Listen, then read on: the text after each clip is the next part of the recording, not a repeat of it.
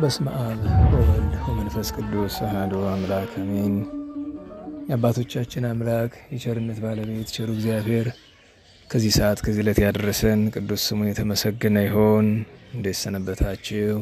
ቸሩ መድኃኔዓለም ፈጣሪያችን አምላካችን ለአምላክነት እንደሚገባ እመቤታችን ወላዲተ አምላክ ድንግል እመቤታችን እናቱ ያከበራቸው ቅዱሳን ሁሉ ስማቸው የከበረ የተመሰገነ ይሁን። እንኳን አደረሳችሁ ትላለች ቅድስት ቤተ ክርስቲያን። ቸሩ መድኃኔዓለም የእመቤታችን ጣዕመ ፍቅሯን የቅዱሳንን በረከት ያሳደረብን። እንግዲህ ሰዓት ትንሽ ረፍዶብናል፣ ግን ያው በአብዛኞቻችሁ ሳይሆን ኦልሞስት ሁላችሁም ሊባል በሚቻል መንገድ መደበኛ ጉባኤ ላይኖራችሁ ይችል ይሆናል የምትማሩበትና ወር ጠብቃችሁ የምትማሩት ትምህርት ከሆነ ዘንድ ሌሎች ጉባኤዎችን ስለማትሳተፉ የተቀረጸ የሚያዳምጥም እንኳ ካለ በአካል ተገኝተው የተማሩት ትምህርትና የተቀረጸው አንድ አይደለም። በአካል ተገኝተው የተማሩት ትምህርት የበለጠ ይረዳል። በምን ምክንያት ቢሉ በመንፈስ ቅዱስ ረዳትነት ያ ከሰው ካልጋውም ተኝቶ ወንበሩም ተቀምጦ ከሰዓት የሚመቸውን ጊዜ ከቦታም የሚመቸውን ስፍራ መርጦ ነው የሚማርበት። ሰው ግን መጥቶ ሲማር በራሱ ምርጫ አይደለም። የምናስተምርበት ቦታ የሚመጣ ሰው ወንበር ቢገኝ ወንበር ይቀመጣል። ወንበሩ ደግሞ መደገፊያ የለውም። ወንበር ቢጠፋ መሬትም አልፎ አፈር ሊቀመጥ ይችላል፣ ድንጋይ ላይ ሊቀመጥ ይችላል። እና ሰው ምቾቱን ጠብቆ የሚያዳምጠው ትምህርት አይረዳውም ብዙ ጊዜ። እና መጥቶ መማሩን የመሰለ ነገር የለም። ለሁሉም እግዚአብሔር እንደፈቀደ የሚያጥር የሚረዝምም እንደሆነ እግዚአብሔር ያውቃል። የሚያጥር ይመስለኛል እግዚአብሔር ፈቃድ ሰዓቱ ስለሄደ። ዛሬም እመቤታችን የድንግል ማርያም ወርሃዊም ዓመታዊም በዓል ነው። እንደምታውቁት የእመቤታችን የቅዱስ ሚካኤል እና የባለ እግዚአብሔር 29 የጌታችን ኢየሱስ ክርስቶስ በዓላት እንደ ዓመት ነው የሚቆጠሩ። 12ቶቹም ግዝት ናቸው ይታወቃል።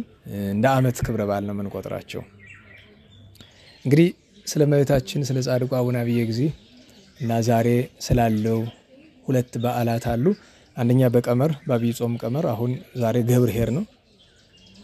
ስለ ገብርኄር በእርግጥ በቀደም የተወሰነ አስተምሬያለሁኝ። በተደጋጋሚም ስለምትሰሙት ስለሱ ብዙ ነገር አልገባም። ማንሻ ብቻ ነው መስባኮን እንድትረዳን መስባኳን ብቻ መልእክት ባስተላልፍባት እመርጣለሁ።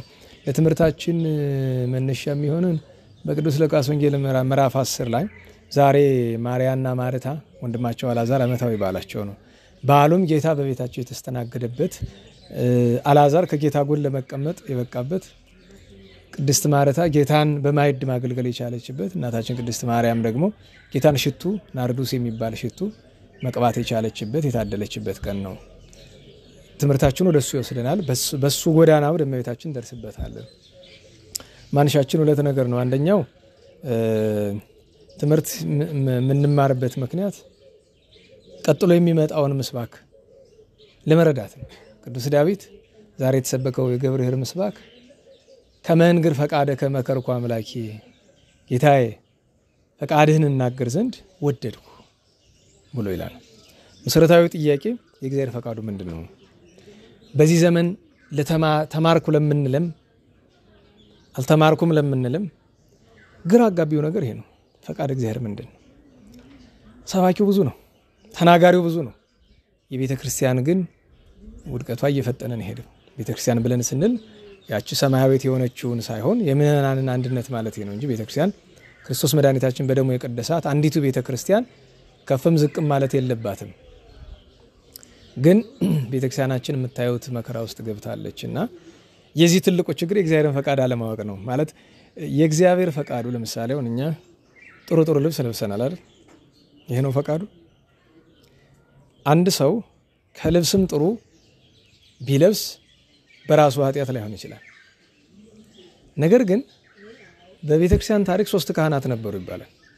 ታምረ ማርያም ላይ ሰምታችሁት ከሆነ በጣም በቅድስና የሚኖሩ ግን ዝንጥ ማለት የሚወዱ በጣም እና ትናንት አንድ ሰው ጋር እያወራን የሚገርምህ አንተ ላይ የሚከፋብህን ነገር አታየውም፣ ሌላ ሰው ላይ ተወስቅጠላው ድረስ ይባላል። አስተውላችሁት ከሆነ ለምሳሌ እኛ የምናደርገው ግን ስህተት የማይመስልን ነገር ሌላ ሰው ላይ ስናየው ግን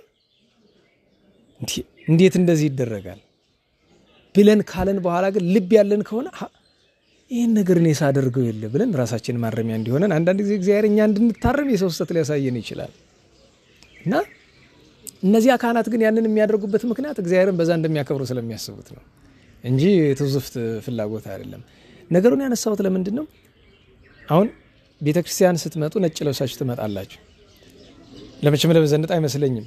ስለ እግዚአብሔር ስለ ቤተክርስቲያን ክብር ነው ነጭ መልበስ ሃይማኖታዊ ግዴታችን ስለሆነ ነው። እግረ መንገዱን ግን ልብሱ የሚገዛበት ዋጋ ግን ያስተሳስባል ብዙ ጊዜ። ለምሳሌ በ2 በ3 ሺህ ብር የሚገዛ ነጭ ልብስ አለ፣ ግን ደረጃ የለውም ይባል በ30 በ40 ሺህ ብር የሚገዛ አለ። አሁን እግዚአብሔርን 30ውን ሺህ ለነዳያን ሰጠን በ2 በ3 ሺህ ብር ልብስ ብንገዛበት ነው የሚሻለው ወይስ በእግዚአብሔር አመካኝተን የምንዝር ጌጥ ፍላጎታችንን ውድ ልብስ በመልበስ ነው መግለጥ የምንችለው? አሁን እዚህ ከየኛ ማህበር አባሉን አንደኛው እንደዛ ይሰራ የለ የሆነ ሰው ጋር ሲያወራዩት ነው ምንድነው ስለ ልብስ ሰሞኑን ሰርችላቸው አረ ስንት ገብቷል ብያልኩት አይ ዋጋው 30 ምናምን ነው ለነሱ ግን በዘመድ 20 ምናምን ነው የተሰራ ብሎ አለኝ። አስቡት ለአንድ ቀሚስና ለአንድ ምን የሆነ ነገር 30 ምናምን ሺህ ብር ማለት እኔ ሌላ ነገር አይደለም አውቃለሁ። ይሄ ንግግሬ ብዙ ሰው አያስደስትም። የኔ ትልቁ ችግሬ የምናገረው ሰው ለማስደሰት አይደለም እግዚአብሔርን አያስከፋ እንጂ እኔ ሰው እንደዚህ ይላል ብዬ ለምን እናገራለሁ? ሊያበላኝ ነው ሊያጠጣኝ? እንደው እግዚአብሔር ይመስገን ለምሳሌ አሁን ዛሬ እንደ ገጠር ቄስ ደግሼ አብልቼም ደግሞ አስተምሬም ነው አይደል? በነገራችን ላይ እዚህ የሚቀረጸው ያለው ሲሰሙት ትልቅ ነገር ነው ይመስላቸው ቆሎ መሆኑን አያውቁ። የገጠር ቄስ ክቡር ነው። ለምን ይመስላችኋል? ተራ ገብቶ ደግሶ ያበላል። ራሱም ያበላል። የሰው ብቻ በልቶ ቁጭ አይልም። ከተማ ያለን ግን የሰው እየበላን እናፈራለን ብዙ ጊዜና ብቻ ያው ቆሎም ቢሆን ቆሎና ውሃም ቢሆን እችም ደግሰናል። ዝሮ ዝሮ ይሄ እኮ ነው ማብላት ደግሞ ማስተማር ይባላል። እና ትልቁ ነገር ፈቃድ እግዚአብሔር ምን እንደሆነ ለመረዳት አለመቻል ማለት እኔ ምንም ነገር ለመናገር አይደለም። ፈቃድ እግዚአብሔር ልክ ቅዱስ ዳዊት ከመንገር ፈቃደ ከመከርኩ አምላክ በቃ ፈቃድን እነግር ዘንድ ብሏል። አሁን የእግዚአብሔርን ፈቃድ መናገር መልካም ነው አይደለም? ነው። ከመናገር ግን የሚቀድም ነገር አለ፣ መኖር። የእግዚአብሔርን ፈቃድ የምናውቀው መቼ ነው? ስንማረው ነው አይደለም? ሁልጊዜም ቢሆን የእግዚአብሔር ፈቃድ የሚገባን መቼ ነው? ስንኖረው። ስለዚህ የማትኖረውን ፈቃድ ለሰው እናገራለሁ ማለት እሳት ለመግባት መፋጠን ነው። የመጀመሪያው ትልቁ ነገር ቢያንስ እንኳን መስራት ቢያቅት እንኳን ለምሳሌ አስተማሪ ሆኖ ግድ ቢኖርብኝ የሆነ ያልሰራሁት ነገር አለ ለነገራችሁ ፈለኩ እኔ ያልሰራሁትም ልበል። ከዛ ያን ቀን ማስተምረው ራሴንም ጭምር መሆን አለበት ማለት ነው። ራሴን እየወቀስኩኝ በህሊናዬ ይሄን ነገር ማስተምራቸውን የማልሰራው ነው። ስለዚህ በቃ እንጀምር እስቲ ዛሬ አብረን ብሎ ያቺ ምግባር እና ወግ ከኒ በማይከለ ከርሲ ያለበት ምክንያት እሱ ነው። በቃ ምክንያቱም በልቧ ኑሮት የሚኖረው ስለሆነ ቅዱስ ዳዊት እንደዚህ አለ እና በክርስትና ዘወትር ከመድኃኒታችን ዘወትር ከመቤታችን ከቅዱሳን ጋር መኖር ከፈለግን የመጀመሪያው ትልቁ ጥያቄ የእግዚአብሔር ፈቃድ ምንድነው? እሱን ማወቅ ነው። የእግዚአብሔር ፈቃዱ በመጻሕፍት ውስጥ አለ፣ ግን በንባብ አይገኝም። ለምሳሌ የእግዚአብሔር ፈቃዱ ህጎቹ ናቸው አይደል? ጠላትን ውደድ፣ እንዲህ አድርግ፣ እንዲህ አታድርግ የሚለው አይደል? እውነት ለመናገር በቃል ደረጃ እናውቃቸዋለን። አትስረቅ የእግዚአብሔር ፈቃዱ ይሄ ነው አይደል? አንደኛው አትስረቅ። ግን አትስረቅ የሚለውን ፈቃዱን አትስረቅ የሚለውን ቃል በማወቅ አይገኝም። ማልሰርቅ ከሆነ ግን ገብቶኛል ማለት ነው። ግን መስረቅ ሲባል ብዙ አይነት ነው። ታውቁታላችሁ። ሰው መስረቅ የሚባለው ከሰው ኪስ መግባትና የሰው ቤት መዝረፍ ብቻ ነው የሚመስለው አይደል? አረዛ የከፋ ስንት ስርቆት አለ። አታመንዘር ይላል። ማመንዘር ማለት ግድ ወንድና ሴት በአካል ሲገናኙ ብቻ ነው። ከዛ ያለፋል። መጽሐፍ አትዋሽ ብሏል። ውሸቱን የሚታዘብ ስንት ሰው አለ? ስንታችን እንታዘባለን? እና ዛሬ ገብርኄር ነው ካልን ገብርኄር ማለት ታማኝ አገልጋይ ነው አይደል? ታማኝ አገልጋይ ደግሞ የጌታውን ፈቃድ የሚፈጽም ነው አይደል? ስለዚህ ታማኝ አገልጋይ መሆን ከፈለገ ሰው ለዚያ ነው አባቶቻችን ከመንገር ፈቃድ ከኔ መረጧት ከቅዱስ ዳዊት መዝሙር ጌታዬ ፈቃድን እናገር ዘንድ ወደድኩ ብሎ ቅዱስ ዳዊት የተናገረው ችን ማንሻ እናድርጋት ብዬ ነው የቅዱስ ዳዊት ሀብቱን መድኃኔዓለም ያሳድርብን። ሁለተኛ ወደ ርዕሳችን እንምጣ። ዛሬ በቢታንያ ጌታችን መድኃኒታችን ኢየሱስ ክርስቶስ አልዓዛርን ከሞት ካስነሳ በኋላ አልዓዛር በ17 አረፈ። መጋቢት 17 ረቡዕ ነበረ። በአራተኛው ቀን ቅዳሜ ሄዶ ከሞት አስነሳው። ከዛ በሳምንቱ አሁን ዛሬ እንግዲህ በ17 አረፈ እንላለን አይደለም? እንደ ጥንቱ ታሪክ በ10 ነው ያረፈ። በ10 አረፈ። ከዚያ በ13 አስነሳው። ረቡዕ በ10 አርፎ በ13 አስነሳው። ከዛ እንደ ዛሬዋ ቀን ማለትም በስቲ በ10 አይደለም ያረፈ በ11 ነው መሰለ ቁጥር እንዳለሳሳታ ይሄልተው የዕለቱ አቆጣጠሩን ቁጭ ብሎ ማሰብ ይጠይቃል። ግን ታሪኩ ምንድነው? ቅዱስ አልዓዛር ረቡዕ አረፈ። በአራተኛው ቀን ቅዳሜ ያስነሳው። ቅዳሜ ካስነሳው በኋላ በሳምንቱ ቅዳሜ ማለትም እንደ ዛሬ ቀን በ21 እንደ ዛሬ ቀን በሳምንቱ ቅዳሜ ወደ ቢታንያ ሄደ። ቢታንያ ሄደበት ምክንያት እነዚህ ሁለት እህትማማቾችና ወንድማቸው ቅዱስ አልዓዛር ማርያም ማርታና አልዓዛር ከቤታቸው እንዲገኝላቸው ፈልገዋል። ፈቃዳቸውን ለመፈጸም ፍላጎታቸውን ለመፈጸም ደቀ መዛሙርቱን አስከትሎ ወደ ቢታንያ ወረደ። ቢታንያ ከኢየሩሳሌም ጥቂት ርቀት የምትገኝ መንደር ናት። እዚያ ሄደ። ከቤታቸው እንግዳ ሆኖ ተቀመጠ። ምግብ አቀረቡለት ወይም በመንፈሳዊ ቋንቋ ግብር አገቡለት። ለእርሱም ማዕድ ቀረበለት፣ ለደቀ መዛሙርቱም ማዕድ ቀረበላቸው። በዚያ ስፍራ 3 ነገሮችን እንድናስተውል ነው። አንደኛ አልዓዛርን ይረፍቅ ምስሌሁ አለን። በቅዱስ ዮሐንስ ወንጌል ምዕራፍ 12 ቁጥር 1 ላይ ነው ያለ። በሌላ ታሪክ ደግሞ በቅዱስ ሉቃስ ወንጌል 10 ላይ አለ። አልዓዛርን እዚያ ተቀምጧል ይለናል ከጌታ ጎን። የአልዓዛር ክብሩ አባቶቻችን ሲነግሩን 3 ወገን ይገለጣል። አንድ ምን ተብሏል? አርከ እግዚ የጌታ ወዳጅ ተብሏል አይደል? ሲልኩ ማርያና ማርታ ምንድን ያለው? እግዚእ ናሁ ዘታፈቅር ይደው ጌታ የምትወደው ታሟል ብሎ ነው ላኩለት። አንድ ሁለተኛ የክብሩ መገለጫ ካረፈ ከ4 ቀን በኋላ ነው ያስነሳው። ከ4 ቀን በኋላ ያስነሳበት 2 ምክንያት አለ። አንደኛ ዕለቱን ማስነሳት ብዙ ሰዎች ጥያቄ እንዲያነሱ ያደርጋል። ለምሳሌ አንዳንድ ጊዜ ሰዎች ሞተው ቆይቶት ድንገት ይነሳሉ። በሳይንስም አንዳንድ ጊዜ የሚሉት ነገር አላቸው። ስለዚህ ሞቱን እርግጥ ለማድረግ መቃብር ውስጥ ገብቶ ትል እስኪወጣበት ድረስ እዛ እንዲቆይ፣ ያ ማለት የጌታ ክብር እንዲገለጥ የባህሪ አምላክነቱ። ሁለተኛው ምክንያት ግን አልዓዛር እዚያ በሲኦል ዳርቻ እደ እግዚአብሔር ያዘቻቸው ጻድቃን እንዲጎበኝና አብርሃም ይስሐቅ ያዕቆብ እነ ዳዊትና ሰሎሞን እንዲያገኛቸው ሲኦልን አይቷት እንዲመጣ ነው የተላከ። ይሄ ሁለተኛ ክብሩ ነው። ሶስተኛ ቅዱስ አልዓዛር በቤቱ ተገኝቶለት በቤቱ መገኘት ብቻ አይደለም። በነገራችሁ ላይ ክቡር እንግዳ በቤታችሁ ይመጣ ከእንግዳው ጎን ሄዳችሁ ትቀመጣላችሁ። ለምሳሌ ጳጳስ ወይ ካህን ወይ ተከበረ ሰው መጥቶ ቤት ቢቀመጥ ታገለግሉታላችሁ እንጂ ከጎኑ እኩል አትቀመጡም። ጌታ ና ተቀመጥ ብሎ ከጎኑ አስቀመጠው። ይሄ ክብሩ ነው። አልዓዛርን ከዚህ ክብር ያደረሰው ምንድነው የሚል ካለ በኋላ ማጠቃለያውን እንመጣበታለን። ሁለተኛዋ ማርታ ናት። የማርታ ክብሯ ምንድነው? አስቡት።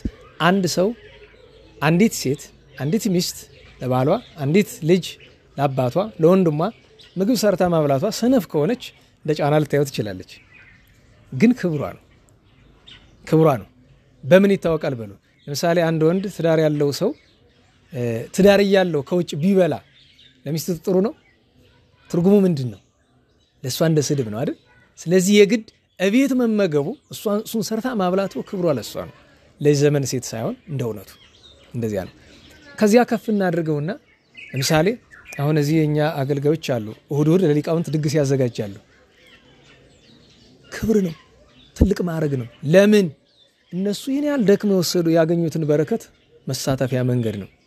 ምክንያቱም የካህናትን ምግብ መስራት እኮ የሀብት ነው።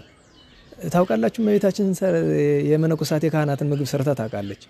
በምድር ያለች አይደለም ካረገች በኋላ ለጊዜው ያደረገችው ያንዲትን ሴት ጉድ ለመሸፈን ነው።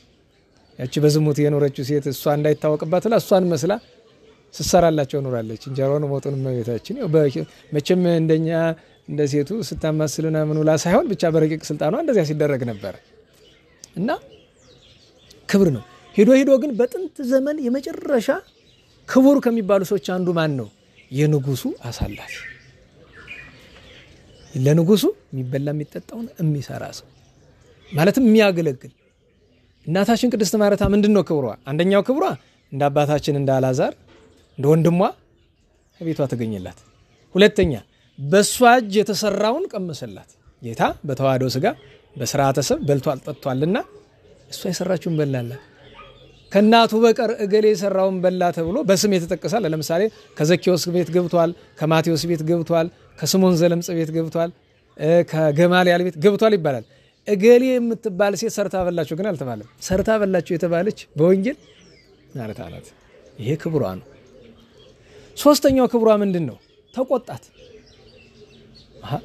ይሄ ሰው አይገባውም። በነገራችሁ ላይ መጽሐፍ ምን አለ ጠይቡ ሰሎሞን የተናገረውን ቅዱስ ጳውሎስ ወስዶ ምን አለ እስመ ለዛፍ ቀረ እግዚአብሔር ኢየሱስ እግዚአብሔር የሚቆጣ የወደደውን ነው የጠላውን የወደደውን ነው እና ሰው የማይገባው ተግሳጽ ለተወደደ ነው ለምሳሌ አንድ መወደው ሰው መውደድ መጥላት የሚለው በክርስቲና ርስ ባይሆንም እንኳን በጣም ምራራለት ሰው ካለ ገደል አፋፍ ላይ ባይው አንተ ታው ብዬ ቆጣለሁ የእንዲያ ያልሆነ ሰው ከሆነስ ዝም እለዋለሁ ለምን ገደል ሊገባ ነው እና ተግሳጽ እናታችን ቅድስት ማርታ ማርያምን ተቆጣልኝ አለችው ማርያምን ተፍረትን እህቷን ተቆጣልኝ አለችው መልሶ ራሷን ተቆጣት ይሄ ክብሯ ነው የዚች እናት ክብር እኮ ሌላም አለ በዚያ በቅዱስ ዮሐንስ ወንጌል ምዕራፍ 11 ልጇ ወንድሟ ሊያስነሳላት ሲመጣ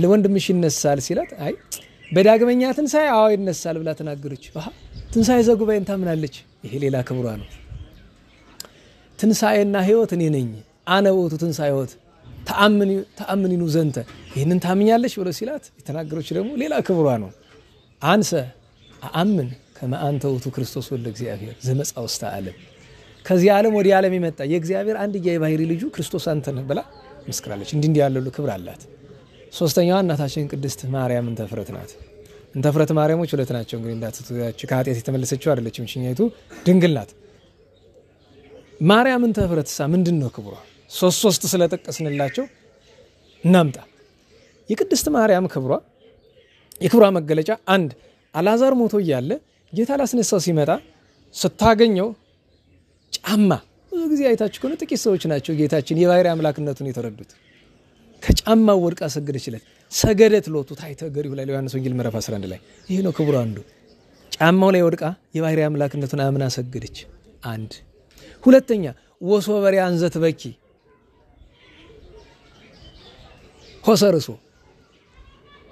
ስታለቅስ ያት ይላል አንገቱን በሐዘን ነቀነቀ ምን አለ ወአነ በአካይ በእግዚእ ኢየሱስ ታለቅስ አብሯት አለቀሰ በወዳጅ ልማድ ለምሳሌ ሰው ሲያለቅስ ብናይ ልናዝንም ላናዝንም እንችላለን ወንድም የሆነ እንደሆነስ ቤተሰብ የሆነ እንደሆነ ወዳጅ የሆነ እንደሆነስ ሲያለቅሱ አብሮ ማልቀስ አለ ጌታ የባህሪ አምላክ ነው ያን ያደረገ ፍጹም ሰውነቱን ለመግለጥ ነው ሁለተኛ ማዘን እንደሚገባ በሞት ጊዜ ለመንገር ነው ግን እንደዚህ ያደረገ የክብሯ መገለጫ ሶስተኛው የክብሯ መገለጫ ምንድነው ትሉኝ እንደሆነ እንደማንኛውም ቤቷ ተገኘላት እንደ ሁለቱ እንደ ወንድሟና እንደ እህቷ ሌላ ተጨማሪስ ነገር ሽቶ እንድትቀባው ፈቀደላት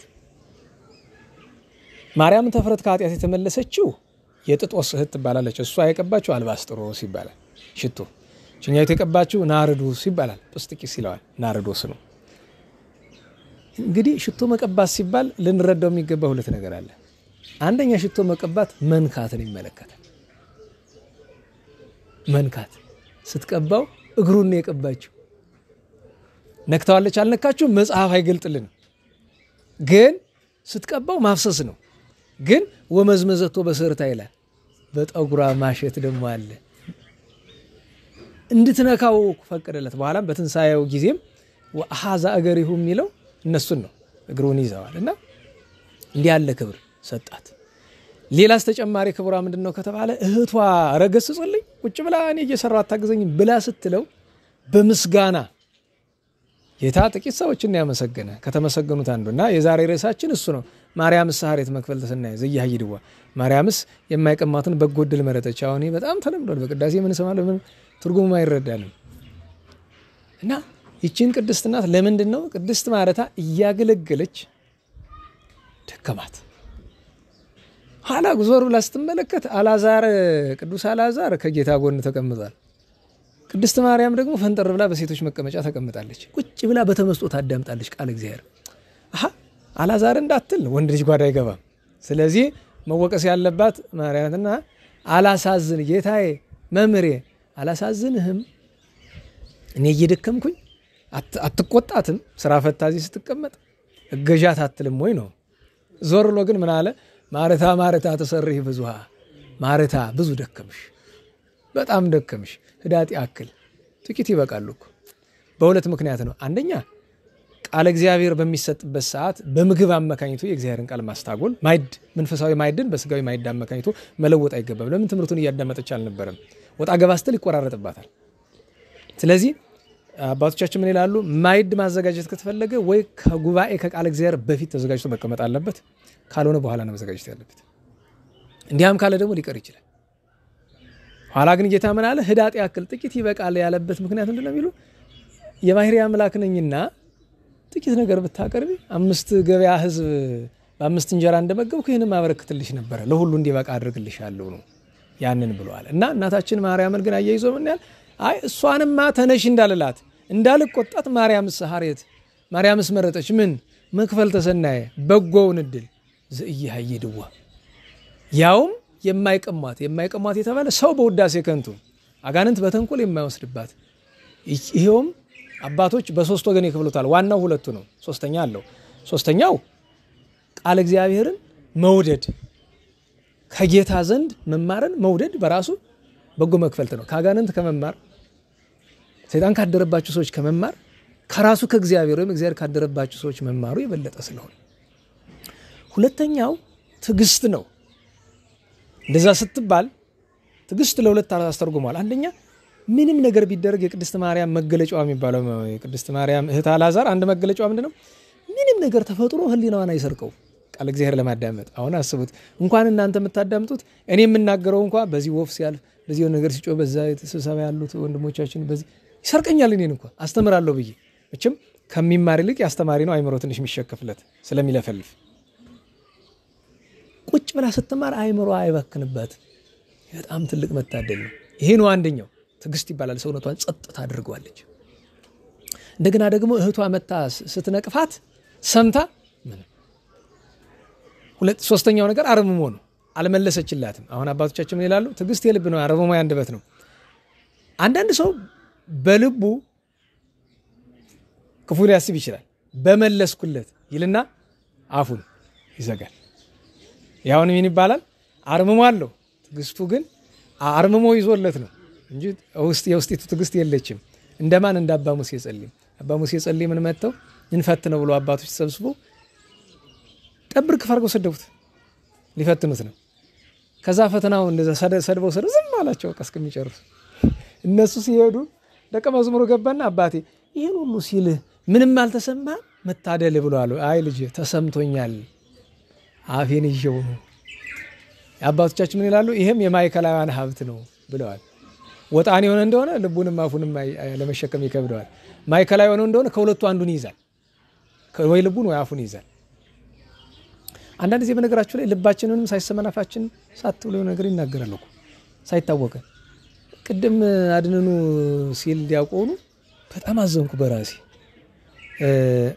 ድምጽ ማጓ ከውጭ ስለሆነ አያሰማማንም። መልካ ደሴ ማርያምና መልካ መልክ እየደገመና መልካ ማርያም ተደግሞ አቡነ ስምዓት ከተሰጠ በኋላ መልካ ኢየሱስ ተደግሞ ያለቀ መስሎታል። ዘግይቶ ያው አገልግሎት ላይ ስለቆየ ወጥቶ አድነኑ ብሎ ሲል ከዛ ያሉት እየሰሙት አይደለም እና አረገና ነው ብዬ ብል ስለም ባፊ ነው መናገር ይፈልኩኝ ቀድሞ እጅ እንዲ ሲያደርግ እንዲያውን አሁን ስታስቡት በዛ ይሰማማል። የቆሎ ተማሪ የመምህራን ነው እንደዚህ ያርጉ ጧሃ ነው የሚል ይሄ ያው ጸናጽል እንትን ማያስለ ሀምን እንደመጣላቅም ጧህ ብሎ ሰውን ሁሉ አስደነግጡና ወከረ አላሰብኩትም። እኔ እንደዚህ ማድረግ ማለት ምን እጄ እንደዚህ እንዳስደረገኝ አላክ እና ለራሴ ደነገጥኩኝ። መልሼ ይቅርታ ጠይቀዋለሁ እያልኩኝ ነበር። እንደውም አላገኘሁትም መዘማለ ማለት ማድረግ የኖሩ ነው ሳይሆን ግን ያው ግድ ስርዓት ስለሆነ ማስቆም ችግር የለም። እንደዛ ማድረግ አይደለም ምን እንዳጮኸው አላቅም እንደዚህ እና አላሰብኩም። እኔ ምን መጣ እና አንዳንድ ጊዜ አካል አፍ ሳናስበው በራሱ ጊዜ ፈጥኖ እና ልብንም አንደበትንም መግዛት የፍጹማን ስራ ነው ይላሉ አባቶቻችን እና እናታችን ቅድስት ማርያም በዚያ እና ሐሬት መክፈል ተሰናይ የሚለውን ግን ቅድም ወደ አመጣ ነው ወደ ቅዱስ ዳዊት ኃይለ ቃል ነው ሰደው ከመንገር ፈቃድከ እግዚአብሔር ፈቃዱ ምንድነው? እሷን በጎ ነገር መረጠች ካለ ጌታ ነው ራሱ ባለቤቱ ነው፣ ፍጡር አይደለም። እንደዚህ ያላት ፈጣሪ ነው። በጎ ነገር መርጣለች ካለ እሷ ያደረገችው ነገር ፈቃዱ ነው ማለት ነው። በቃ ፈቃዱ ነው እና አንድ ክርስቲያን ሊኖረው የሚገባ ትልቁ ሀብት አርምሞ፣ ትዕግስት፣ ጸጥታ እሱን ማወቅ ግድ ነው። ግን መክፈልት ሰናይ ወይም በጎ ዕድል ተብሎ ሲባል እሱ ብቻ ግን አይደለም። እኔ አንድ እውነት መነግራችሁ ነገር ብዙ ምግባራት አሉ። ጾም መልካም ስራ ነው አይደል? ጸሎት፣ ስግደት፣ ትትና፣ ትዕግስት፣ ፍቅር ብዙ ነገር አለ። አንደኛ እግዚአብሔርን የሚያስደስተው ነገር ነው ከምግባራት ሁሉ አንደኛ የሚያስደስተው ነገር መገመት አያቅታቸው ፍቅር ነው። ፍቅር ነው የሚያስደስተው እግዚአብሔር። ግን ብዙ ጊዜ ፍቅር እንደሆነ አልገባንም መሰለኝ ብዙዎቻችን። ፍቅር ማለት ምን ማለት ነው? አሁን ሁለት የተጫጩ ሰዎች መጡና ምከረን ምን እናደርግ አሉ። ሰሞኑን ጮኛ ናቸው። እዛ በሉ በጮኝነት እስከመመከራቸው ነገሮች መካከል ትልቁ ነገር ጮኛ ማለት ወንድምና እህት ማለት ናቸው። ከዚያ በላይ ምንም ነገር አይኖራችሁ። ይሄ ምንድነው ቅርር ምናምን ፍቅር ማጎለብት ነው የሚባለው። ይሁላችሁ እንደ ወንድምና እንደ እህት ካለው በላይ ፍቅር በጋብቻ ውስጥ አያስፈልግም። ደጋግሜ እላለሁ ጋብቻ ውስጥ ባልና ሚስት ፍቅርን የሚገልጡበት መንገዱ ይለያል ነው እንጂ አንድ እኔ እህቴን ከመወድበት መጠን በላይ ሚስቴን እወዳለሁ ማለት አልችልም። ምክንያቱም ፍቅር አንዲት ናት። በቃ ሰውን መውደድ ነው። ግን እህቴን ሰውዳት አፈጻጸሙ ሚስቴን ሰውዳት አፈጻጸሙ ሊለያይ ይችላል። ይለያያል እንጂ ፍቅር አንዲት ናት። እገሌን ከገሌ አብልጬ እወዳለሁ የሚባል ነገር የለም። ለምሳሌ ጌታችን አልዓዛርንና ዮሐንስ ወልደ ነጎድጓድን ይወዳቸዋል ተባለ። ትርጉሙ ምንድነው?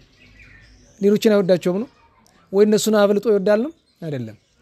እነሱ ተወዳጅ ምግባር እንዳላቸው መግለጥ ነው እንጂ ጌታ እነሱን ከሌሎቹ ያስበልጣል ማለት አይደለም። ፈጣሪ አይደለም እንዴት ያስበልጣል? ግን ፈታህ አምላክ ነውና ለወዳጆቹ የሚያደርገውን ለሚጠሉት አያደርግም። ያ ፍትሁ ነው። ስለሚጠላቸው አይደለም።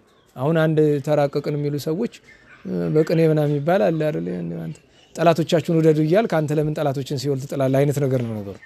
ለመፈተን እግዚአብሔር ራሱን መፈተን የማይችል እግዚአብሔርን መፈተን አይችልም።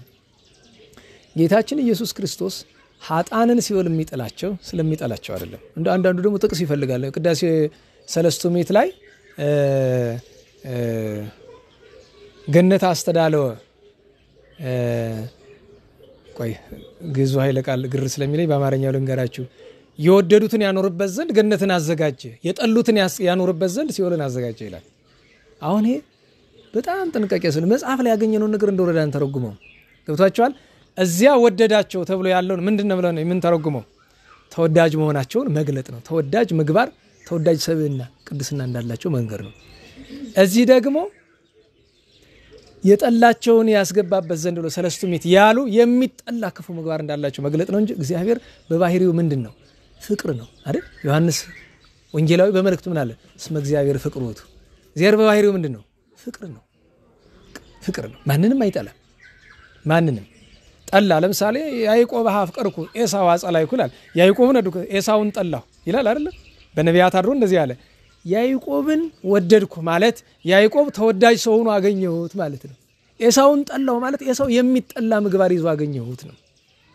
ሽን ማስተዋል ግድ ይለናል። እና ፍቅር ማለት አንዲት ናት። ደጋግሜ እላለሁ ፍቅር ማለት ከእግዚአብሔር የተነሳ ፍጥረቱን ሁሉ መውደድ ነው። ባንዴ እንደርስበታለን ነው። አሁን ዛሬ አሁን ያለን ነገር እኔ የመጨረሻዋን ህግ መናገሬ ነው እንጂ ለምሳሌ ዛሬ እና ለምሳሌ አስበልጠን ምንወደዋለን ምንለው ሰው አለ አይደል? ወደፊት ይስተካከል ማለት ነው እንጂ እኮ ማናችንም እኔን ራሴን ሁሉ መለፈልፎ ብትጠይቁኝ ደጋግሜ ተናግሬያለሁ። እንኳን አብልጬ የምወደው ጨርሶ የምወደው ሰው እንዳለ ማላቀም እኔ ምክንያቱም ፍቅር በምትለው መስፈርት እኔ በተግባር አላቃተም። ያችን ፍቅር እኔ ከቅዱሳን ህይወትን ያየኋት እመቤታችን ነው። ከሁሉ በላይ ከሆነ ከእግዚአብሔር ከመድኃኒታችን ኢየሱስ ክርስቶስን ያየናትና ያ ስለሆነ እግዚአብሔር የሚወድ ፍቅር ነው። ታዲያ ፍቅር ምንድናት ከተባለ ቸርነት፣ ምጽዋት ናት። ቸርነት። ስለዚህ የእግዚአብሔር ፈቃዱ ምንድነው? ቸርነት። እቺ እንድናስብ ፈልጋለሁ። መክፈልት ሰናይ ስላልን መክፈልት ሰናይ ዘያይዱ ወይም አጋንንት የማይቀሙት በጎ ዕድል አርምሞ ነው ተብሏል። ትግስት ነው ተብሏል። በጸጥታ በዝግታ መኖር ነው ተብሏል።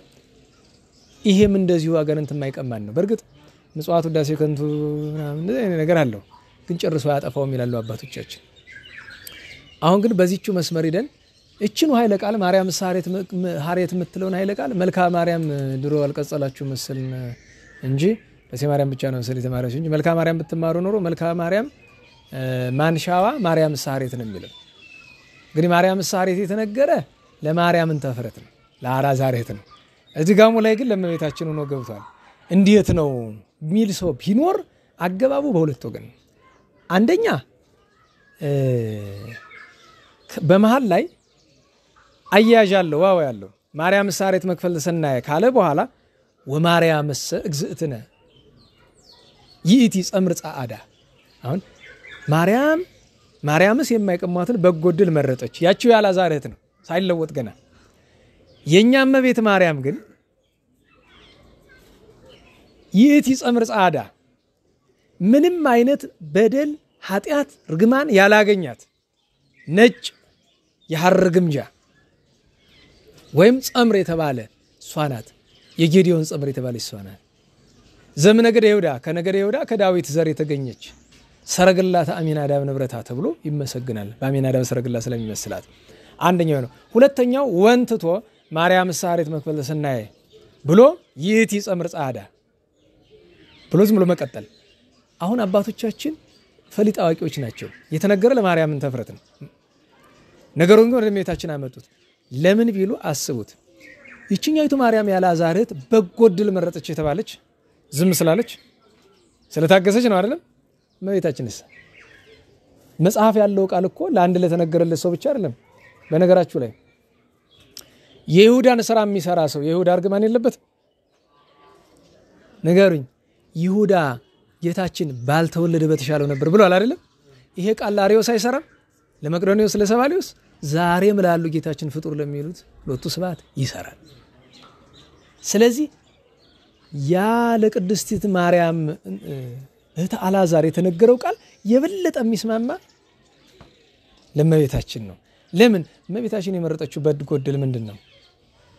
ዘላለማዊ ድንግልና፣ ለማንም ያልተቻለ ዘላለማዊ ንጽህና፣ ዘላለማዊ ትህትና፣ ዘላለማዊ ሰላም። እንዲያው ከሁሉ በላይ ከእናታችን ከቅድስት ማርያም እንተ እፍረት አርምሞ ይልቅ እመቤታችን አርምሞ አይበስ። እመቤታችን ድንግል ማርያም ከጌታ ጋር 34 ዓመት ስትኖር በአጠቃላይ 64 ዓመት ስትኖር በወንጌል ምን አለች ተብሏል? በወንጌል እገሌ የሚባለው ሐዋርያ እንዲህ ያለ እገሌ የሚባለው እንዲህ ይላል። እመቤታችን አለች ተብሎ የተባለችው ጥቂት ቃላት ነው ያሉት። በተለይ በዮሐንስ ወንጌል ምዕራፍ 2 ላይ ያለው ነው የሚላችሁ አድርጉ ነው ነገር። ከእመቤታችን በላይ አርምሞ ያለው ፍጡር አለ እንዴ? ትዕግስት ቢባል ከእግዚአብሔር ወልድ ከክርስቶስ ከመድኃኒታችን በታች የእመቤታችን ያክል ይታገሳል? በነገራችሁ ላይ ቅዱሳን ብዙ ታግሰዋል አይደል? መከራ ደርሶባቸዋል። ግን ምንም ሆነ ምንም በጌታ ፊት ለፍትህ ሲቀርቡ ኃጢአት ቢመረመር ከቅዱሳን ወገን ኃጢአት የማይገኝበት አለ ከእመቤታችን በቀር? መከራ የመቀበል ምንም ግዴታ ያልነበረባት መከራ የምትቀበልበት እንኳን የምግባር ኃጢአት እንኳን ያንደበት ኃጢአት ነቃሃልዮ እቺ ባይምሮ ለማይክሮ ሰከንድ ልፍ ብትል ሐሳብ አለች አይደል? እንደዚህ እንኳን የለበት። 3 ዓመት ከመንፈቅ ልጇን ተሸክማ ስትሰደድ የታገሰችውን ትዕግስት ማን ነው ልብ የሚለው? 34 ዓመት ልጇን ስታሳደግ ያሳለፈችውን ማን ነው ትዝ የሚለው? ልጇ በተሰቀለ ጊዜ ያሳለፈችው ትዕግስት 15 ዓመት በጎልጎታ ያሳለፈችው። ስለዚህ በጎ ዕድል መረጠች መባልማ ከፍጥረቱ ሁሉ ለእመቤታችን ይገባታል። እና በእውነቱ ወደ እመቤታችንም ይጠራናል ነው። እመቤታችንን በአንድ ኃይለ ቃልና መስክናትና አቡነ አብየ ጊዜን አንስተን ትምህርታችንን እንጨርሳለን። አንደኛ ዛሬ ላሜህ የሚባል አባት ከጥንት አበው እረፍቱ ነው። 10 አባቶች የሚባሉ ታውቁ ይሆናል አይደል? ከአዳም አባታችን ጀምሮ ከጽድቅ ያልጎደሉ ትሩፋት የሰሩ ከእግዚአብሔር ያልተለዩ 10 አባቶች አሉ። የቃየን ልጆች በሙሉ ኃጢአት ሲሰሩ 10 አባቶች ኃጢአት አንሰራም ብለው ቀርተዋል። ከአዳም አዳምን 1፣ ሴት 2ኛ፣ ሄኖስ 3ኛ፣ ቃይናን 4ኛ፣ መላሌል 5ኛ፣ ያሬድ 6ኛ፣ ሄኖክ 7ኛ፣ ማቱሳላ 8ኛ፣ ላሜህ የዛሬው 9ኛ፣ ኖህ የሱ ልጅ 10ኛ። ከነዚህ ከ10 አባቶች አባትና ልጅ ማቱሳላና ላሜ የተለየ ጸጋ አላቸው። አባቱ ዓለም ከተፈጠረ እንደሱ ባለ ረጅም እድሜ የለም 969። ቅድም ስንክሳር ያነበብኩ ለሊቃውንቱ ንባቡን እየተወያየን ነው የምናነብ። ይሄ ምን ሊል ፈልጎ ነው እንዲህ እና መሃል ላይ የላሜህም እድሜው ይላል በግዕዝ ነው እየተነበበ የነበረው 747 ሆነ ሲል አቤት ጉድ አቤት መብዛቱ አሉ አንዱ መምህር። አራ ምን አላት እቺ እያልኳቸው አራ ቁጥሩን አላየሁም 747 እኮ ነው የሚላሉኝ። እና ብትሆን ምን አላት እንዴት አሉኝ። የሱ አባት 969 ኖረ። ከአባቱ አንፃር ስንመለከተው እኮ 220 ምናምን ዓመት እኮ ነው ዝቅ ያለ ከአባቱ ይስላችሁ። አንተ ዛሬን አታስብም እንዴ? ወደ ድሮ ምን አስኬደ? ለዛሬው ነው የገረመኝ አሉ። የሚገርመው እግዚአብሔር ማቱሳላን ስለ ጽድቁ እድሜውን ረጅም አደረገ። ልጅየውን ስለ ጽድቁ እድሜውን አጭር አደረገ። የእግዚአብሔር ስራ አይመረመርም። በነገራችሁ ላይ እግዚአብሔር አንዳንዱን ሲወደው እድሜውን ያስረዝመዋል፣ አንዳንዱን ሲወደው ያሳጥረዋል። አሁን ላሜህን በመውደድ እድሜውን እንዴት አሳጠረው የሚል ካለ ላሜ እድሜው ባያጥር ኑሮ ዓለም በጥፋቷ ስትጠፋ ያይ ነበረ። ያን እንደ ያይ ነው እድሜውን አሳጠረለት። ታዲያ አባ ጊዮርጊስ እመቤታችን ምን አለ? ወረፍቱ ለላሜ ኑሃሞ አይሊው ለማቱሳላ አለ። የማቱሳላ እድሜው ርዘምም አንቺ፣ የላሜ እድሜው ማጠርም አንቺ ነሽ አለ። እረፍቱ በመልካም እንዲያርፍ ያደረግሽው አለ። ይሄ እንግዲህ ምሳሌ ሲነገር በዚያ ጊዜ እመቤታችን በአካለ ስጋ ኑራ ሳይሆን በእነሱ አብራክ ያለች ናትና የነሱ ክብራቸው እሷ ናት። እሷ ከነሱ ልትወለድ እኮ ነው እነሱ የከበሩ። ያ ነው እመቤታችን ምሳሌ የሚነገርበት ምክንያት። ሁለተኛው የዛሬው አርኬ አባ አርከ ስሉስ የዛሬው ልመና ከአመቱ የእመቤታችን አርኬዎች ሁሉ ለየት ያለ ነው። ለኔ ይሆናል እንግዲህ አንዳንድ ሰው ከራሱ ችግር ከራሱ ፍላጎት አንፃር አንዳንዱ ጸሎት ለየት ሊልበት ይችላል። ለምሳሌ ከውዳሴ ማርያም ውስጥ ከሰኞ እስከ እሑድ ያለው ሁሉም ምስጢሩ ጥሩ ነው። የበለጠ ደስ የሚል ማን ነው የሚባል ለምሳሌ እኔ ሁሉም ምስጢሩ ልዩ ነው፣ ግን የምመርጠው አንድ ቀን ይኖረኛል።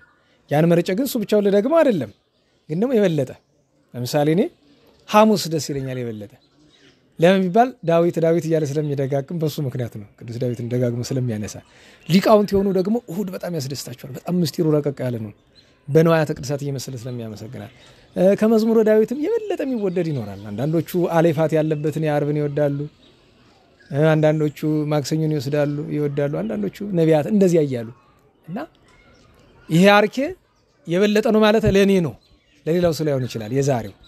እና ቅድም ጸዋቱ ላይ አንስተናል። ሰላም ለኪ ዘትፈጽሚ መፍቅድ፣ የሰውን ፍላጎት የምታሟይ እመቤቴ ክብር ምስጋና ላንቺ ይሁን። ምክንያቱም የሰውን ፈቃድ ትፈጽማለች እኮ ኃጢአት ካልሆነ በቀር። እና ደግሞ አንዳንድ ጊዜ ጊዜው ሳይደርስ ደግሞ እሺ አትልም። በቀደም ስርዓተ ጸሎት ላይ ስንማማር ይነግርኳቸዋለሁ። አሁን ለምሳሌ ዛሬ ጧት የጸለያችሁ ጸሎት አለ አይደለም? ሁላችን ተመልሶልናል የለም አይደል? ማታ እንጸልያለን ይመለሳል። ብዙ ጊዜ የምንጸልየው ጸሎት አይመለስም አይደል? እና ሞኝ ስለሆነ ብዙ ጊዜ የእግዚአብሔር እየሰማን አይመስልንም። አባቶቻችን ምን ይላሉ? እግዚአብሔር ሁሉ የሰውን ጸሎት ክፋት፣ ተንኮለኛ፣ ቂመኛ ካልሆነ በቀር ይቀበለዋል። ማንም የሚቀበለው ጠባቂ መልአክ ወስዶ ለሩፋኤል ለሚሰጠው መዝገበ ጸሎት ይባላል። የጸሎት መዝገብ እሱ ነው ባለቤቱ። ሁሉ እዛ ነው የሚቀመጠው።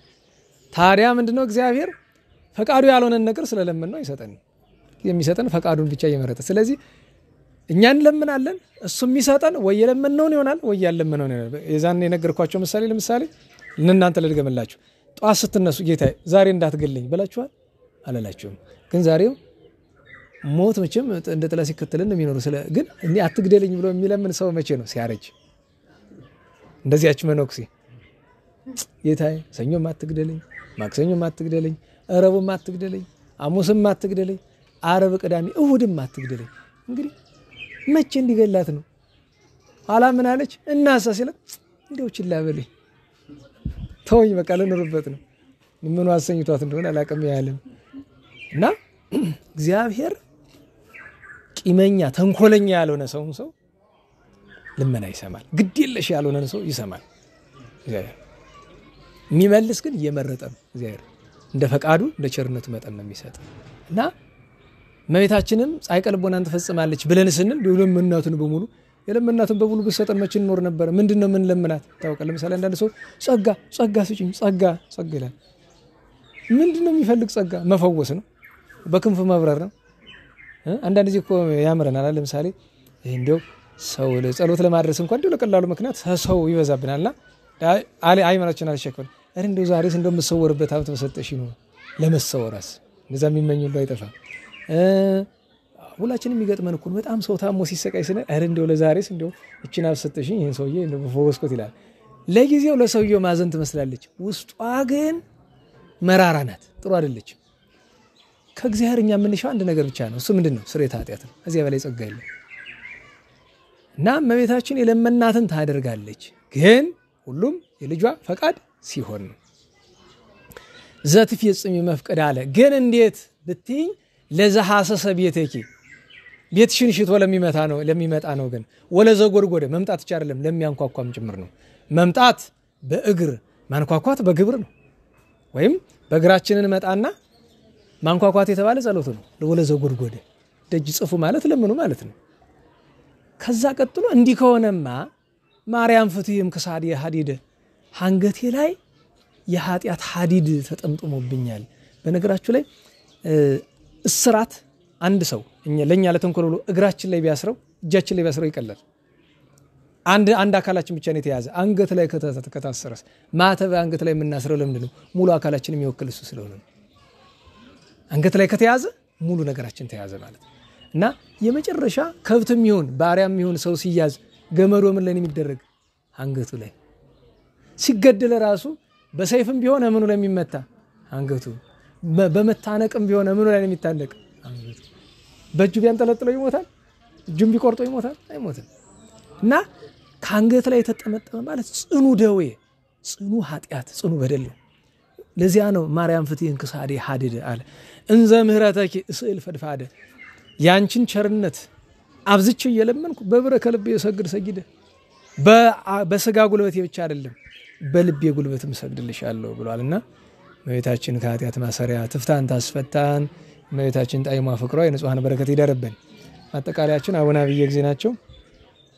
ትምህርቱ እንግዲህ ይጠሪ ርዘም እግዚአብሔር ያውቃል ብያችሁ ነበረ። እንግዲህ መካከለኛ ነው። አቡነ አብየ እግዚእን አንዲት ነገር ብቻ እናውሳና እንጨርስ። አባታችን አብየ እግዚእ ጻድቁ ከገዳማቸው ዋናውን ገዳም ከመስራታቸው በፊት መጀመሪያ ለአገልግሎት ከነበሩበት ገዳም ወጥተው ይዟዟሩ ነበር ቅዱሳንን ስለመጎብኘት። ሲዟዟሩ አንድ ቦታ ደረሱ። ስውራን ቅዱሳን ያሉበት ቦታ ላይ ደረሱና ከነሱ ጋር እንደረዱ ነው። እሳቸው ፍጹም ናቸው ግን እንደረዱ አገልግሏቸው ደስ አሰኟቸው፣ መረቋቸው። በኋላ አንድ ቀን አበው ሲጫወቱ ይሰማሉ ስውራኑ እና አይ እኛስ በዘመናችን ምኞታችን አንዲት ነበረች። ዋልድባ በተባለ ስፍራ ከዋልድባም እግዚአብሔር በረቂቅ ስልጣኑ የሰወራት አንዲት ግሩም ሰማያዊ ብርሃን ያላት ቤተክርስቲያን ነበረች። ግን ፈቃደ እግዚአብሔር አላግዘና አለ፣ ፈቃዱ አልሆነ አለ እያሉ ሲጫወቱ ይሰማሉ። እቺ ነገር በልባቸው አድራለች በጻድቁ አብየ እግዚእ።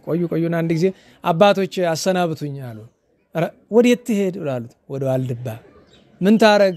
ያችን ቤተክርስቲያን ልፈልጋት። ስንት ቅዱሳን ፈልገው ያጧትን እንደምን ታገኛታለህ? በእግዚአብሔር ቸርነት አገኛታለሁ ግዴ ነው። ይቅና ብለው መረቀው አሰናበቷቸው። ሲጓዙ በቀጥ ያለ መንገድ አይደለም የሚሄዱ። ዋልድባ ነዛ ፊት አያውቁትም፣ ሄደውበት አያውቁም ነበር። ለመጀመሪያ ጊዜ 40 ቀን ዞሩ። 40 ቀን ያለ ምንም ምግብ 40 ቀን ጾመዋል። 40 ቀን እረፍት የለም። በ40ኛው ቀን ደክሟቸው ቁጭ ሲሉ ቅጠል አዩ። ምግብ ልመገብ ብለው ያችን ቅጠል ቆርጠው ከ3 ወገን አድርገው ተመገቡ። እንግዲህ አስቡት፣ ቅጠል በልቶ እንኳን የ40 ቀን የጾመ ሰው ታውቁታላችሁ። የህማማት አንድ ጊዜ እዚህ አንድ ገራገር ሰው በዚህ መንደር ነበር። አሁን የለም መሰለኝ። በጣም የዋህ ገራገር ሰው ነው። ስሙን በጠራ ታውቁታላችሁ። ያው ትምህርት ስለሆነ አይጠራም። እና ህማማት እስከ ስደግ ስንወጣ እባክህ ከቤት እንሄዳለን። አይ እኔ አልሄድም፣ እባክህ ካልሄድን በጣም ሲያስቸግረኝ ሸብዬ ሄድኩኝ። በስመ አብ እንደዚህ አይነት ምግብ አይቻላል። ድርድር ብሏል። በቃ እንዲሁ የመጠጡ አይነት የምግብ አይነት እሱ ገራገር ነው። በጣም የዋዘው ነው። እና ይሄ ሁሉ ከዛ የገረመኝ አይቼው ማላቅ መጠጥ ከሎሚ የተዘጋጀ በየመካከሉ የምትጎነጩ የሚበትን ደግሞ አረ አንተ ወንድም ይቅርብኝ፣ እንዲሁ የነገር ህማማት ነው። አዳባቶቻችን ጫው ወይ ቂጣ በጨው የጥሬ ነው የሚበሉና እንዴት ነው ይሄ ነገር?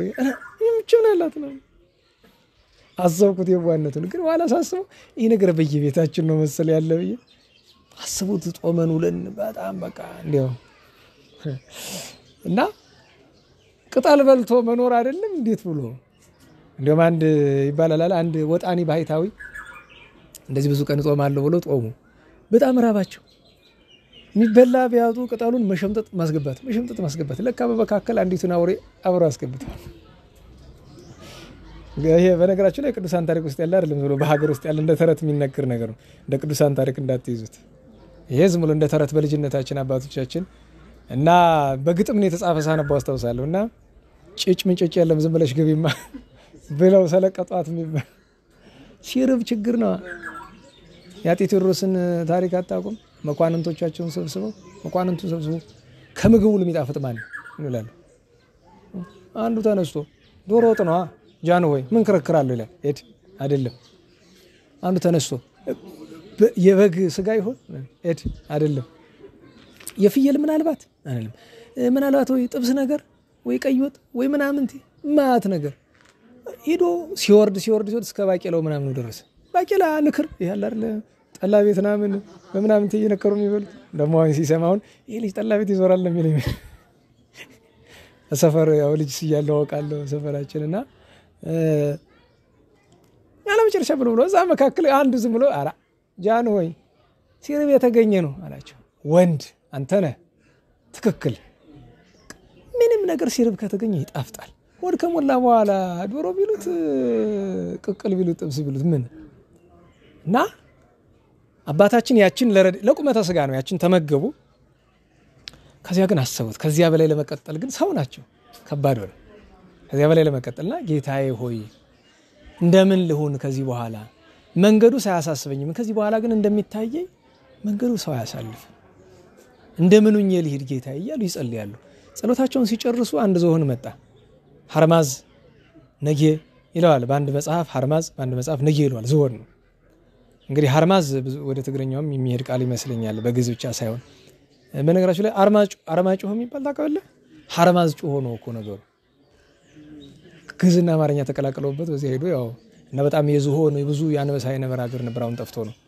በታችም ሊኖር ይችላል አሁን ሲያዩት ፊት ለፊት በሚሄዱበት መንገድ ላይ ነው የተቀመጠ ሄዶ የቆመባቸው ማታ ነው አይ በጥሩ አልተረጎሙትም ያውልህ ካለምኩት ጎዳ ማለት ታስቀረኝ አስበህ ከሆነ አትድከም አታቆመኝም ታስፈራኝ ጠላት የላከ ከሆንክ አልፈራህም ምክንያቱም በዘባነ ኪሩ የተቀመጠ በነደሳት የተከበበ በፍርድ ቀን ሁሉን ራቁቱን አቆሞ የሚፈርደውን አምላክ ስለማይ አልፈራህም እንዴ እየተነጋገሩ ጧት ሲነጋ ዞር ብሎ ቀጸቦ ይላል በኮምቢው ዞር ብሎ ተከተለኝ እንደማለት ጠቅሷቸው እየጣሰው ሲል አይ ጌታዬ ለካ መንገድ መሪ ነው የሰጠኝ እሱ ይጥሳል እንደ ግሬደር እኮ ነው እሱ ይጥሳል የተከተለው ሄደ 10 ቀን ተጓዙ በ10ኛው ቀን ትንሽ ደከም አላቸው ያን ጊዜ አንድ ሰው መጣ ድንገት ለምን መጣ ሳይባል ቅዱስ አባታችን እንዴት ዋሉ አላቸው ዝም ዳዊት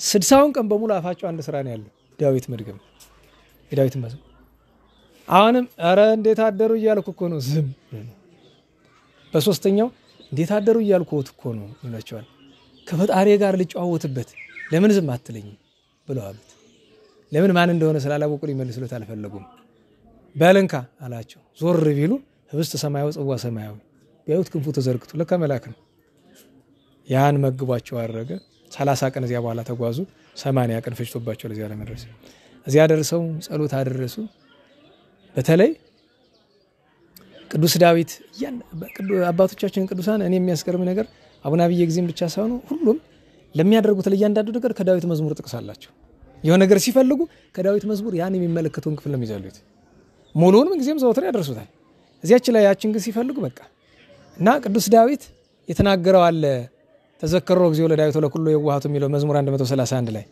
ዘከማ መሐለ ለእግዚአብሔር ወበጻል አምላክ ያዕቆብ ከመይበው ውስጥ ጸላሎት ቤቴ ወከመያረግ ውስጥ አራተ መስካቢ ብሎ እስከረክ መካኖ ወማይደሮ ለአምላክ ያዕቆብ አምላክን ማደሪያ እስካገኝ ድረስ አይኖቼ ሽፋሽፍት ጎኖቼ ረፍት አይኖራቸውም እንዳለው ሳቾችን ቃል እየተናገሩ ጌታዬ ብርሃን ያላትን የሰወርካትን የቅዱሳንን ከተማ ግልጥልኝ ብሎ ሲናገሩ ለካ ቤተክርስቲያኑ ገብተዋል ኦሬዲ ረቂቅ ስለሆነ ምድራዊ ብርሃን አይደለ ሰማያዊ ብርሃን በምድር ካለው ብርሃን 7 እጅ የሚያበራ ሰማያውያን የሚኖሩበት በነገራችን ላይ ስውር ቤተክርስቲያን ጥንት በግብጽ ብዙ ነበር አሁን የለም አሁን የት ነው ያለው ኢትዮጵያ ውስጥ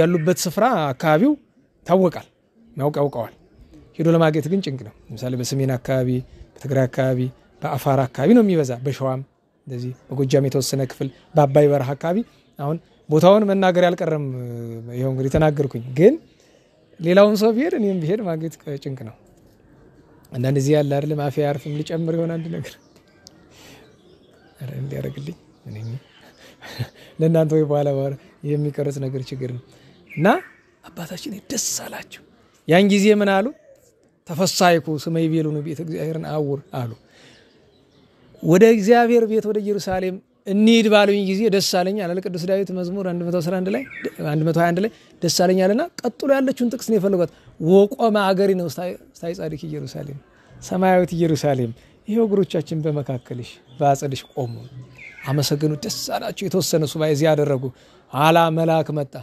ሚካኤል መጋቢያቸው ነው ቅድም የነገርኳችሁ ሚካኤል ቅዱስ ሚካኤል ነው የሚያንቀሳቅሳቸው ደግሞ ቅዱስ ገብርኤል ታነስ ብላላችሁ ምንድነው ሲባል ተመለስ እዚህ ወጣ ጌታዬ ከሰጠኝ በኋላ ለምን ተነሳኛለህ ያንተ ቦታ አይደለም እንደ አባ ሊባኖስ አቡነ ሊባኖስ ደብረ ሊባኖስ ነው ሲጾሙ ሲጸልዩ ቅዱስ መልአክ መጥቶ ተነስ እዚህ ይላቸዋል ጌታዬ እኔ መሰለ ስፍራ ያንተ አይደለም እና የማን ነው ከብዙ ዘመን በኋላ አንድ ሐዋርያ በዚህች ሀገር ይነሳል የሱ ነው ጌታዬ እኔን ነጥቀለሱ ሲል ግድ የለም ዘላለም በሱ ስም አይደለም ባንተ ስም ነው የሚጠራ ችግር የለው ሆናቸዋል አቡነ ሊባኖስ የተዱ ትግራይ አዛ በኋላ ኤርትራ ሄዱ አይደለም አሁን ማን ነው ይባል ደብረ ሊባኖስ አለቀ ለምን አቡነ ተክለ ሃይማኖት ከመወለዳቸው ከ700 ዓመት በፊት አቡነ ሊባኖስ ነበሩበት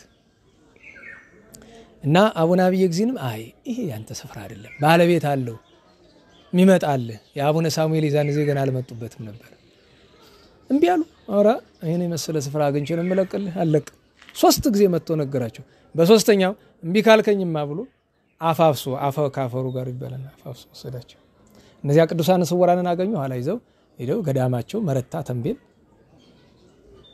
ያንን አሳያቸው እዚያ ገዳማቸው መስርተው እንግዲህ ኖረዋል ኋላም ወደዚህ መጥተው እንግዲህ የጎንደርን ታሪክ እዚህ በፊት የተነጋገርነው ነው እግዚአብሔር አምላካችን ይጻድቁን በረከት ያሳደረብን የእመቤታችን ጣዕሟን ፍቅሯን ያሳደረብን በዚህ ዘመን ብዙ ችግር ስላለ መድኃኔዓለም ከዚያ ሁሉ ችግር ይሰውረን ከነፍሱም ከስጋውም መከራ ግን የማይቀር ከሆነ ቢያንስ ከነፍሱ ይሰውረን ለሚባል የነፍስ መከራዋ ከሲኦል ከሰማይ በፊት በምድር ነው የነፍስ መከራዋ መንፍቅና ነው የነፍስ መከራዋ ክህደት ነው የነፍስ መከራዋ እግዚአብሔርን አለመፍራት ነው የነፍስ መከራዋ ከምንም በላይ አለመራራት ነው እና ያው እዚህ በፊት ነግራችሁናል ያው እዚህ በኋላ ተግሳጽ ምናምን የሚባል ነገር ተተናል አየነው የማይቻል የማይሸከሙት ነገር ስለሆነ ሰው እንዳፈቀደው ይኖር የጁን የሚያገኝበት ዘመን ሩቅ ስላልሆነ የሚል አባቶቻችን ስለተናገሩ ሰውም እንዳፈቀደው ይኖር ሰባኪውም እንዳፈቀደው ይኖር ሌላውም በላይ ያለውም እንዳፈቀደው ባለስልጣኑ ሁሉም እንዳፈቀደው አይደል ይኖር እንደመሰለው እግዚአብሔርን ቃል እንደመሰለው